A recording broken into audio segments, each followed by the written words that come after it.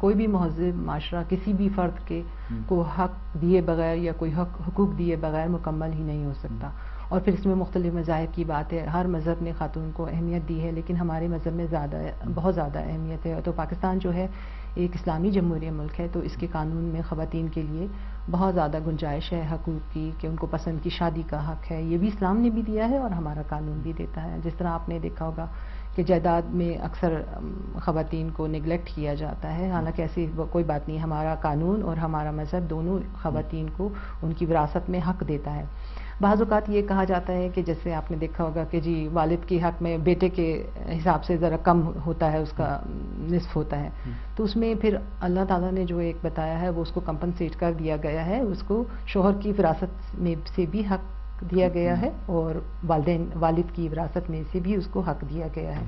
تو اسلام نے دیکھیں اسی سے اندازہ ہو جاتا ہے کہ خاتون کو کتنا حق دیا ہے. پھر حضرت خدیجہ کی مثال آپ کے سامنے ہے کہ وہ کس طرح بزنس کرتی تھیں اور وہ تھی. تو اس کا مطلب ہے کہ معاشی حق بھی ملنا چاہیے اور ہمارا قانون بھی اس کی اجازت دیتا ہے. خاتون بزنس کر سکتی ہے، کاروبار کر سکتی ہے، مختلف پیشہ جو ہیں پیشے اپنا سکتی ہے، جیسے کہ تعلیم ہے، ٹیچر ہے، کوئی ڈاکٹر ہے.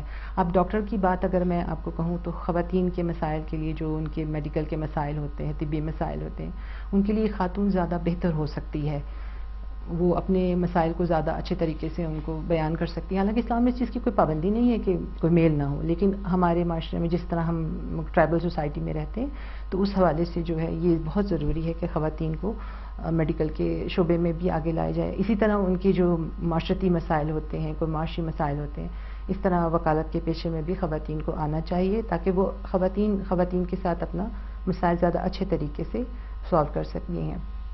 اسی طرح گھر میں خاتون جو ہے ایک ہاؤس وائف ہے، اس کو بھی اس کا پورا حق ہے. وہ سارا دن گھر میں خدمت کرتی ہے، اپنے گھر والوں کی، شوہر کی خدمت کرتی ہے، والدین کی خدمت کرتی ہے، ایون شوہر کے والدین کی بھی خدمت کرتی ہے. تو اس حوالے سے بھی اس کو ایک جائز حق دینا چاہیے.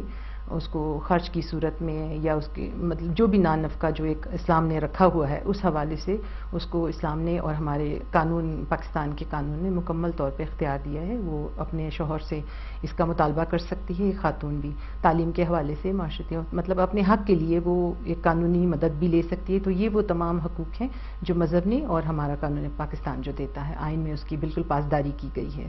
جی بس جی شرف دارا روبینہ موثر کے وکیل ہائی کورٹ ہے وقت قانونی رہبندہ ظالب حقوق حق کے صاحب گبوئیں کہ اسلامی حوالہ ہمارا جن آدم حقوق داتا میں ملک کے قانون رہبند صاحب ہر حوالہ وراثت بھی یا تعلیمی میدان بھی یا وتی مرد کے را ای حق ہوا یا مات پتا کرا حقوق ہوا ادراہ نقطہ وتی جگہ ہستم تو لازم شاہ دیما دارگاہ شاہ سرپت بول علمیں وجہ چونکہ ساجد ملک میں پروڈیوسر ہم جوستے ہیں کہ میں معاشرہ تو کا چاگرتوں کا ای ہوا گائیں کہ بھی زال بولا کساں ہمریا سرخنک اور بعض چیزاں لوگا بندش جنک کہ بھی ایک کار مردیں کو تو کہاں جنین کو تو نہ کہاں اور ما احساس دیا تو چیز سرپت ہوئے کہ یک مقبول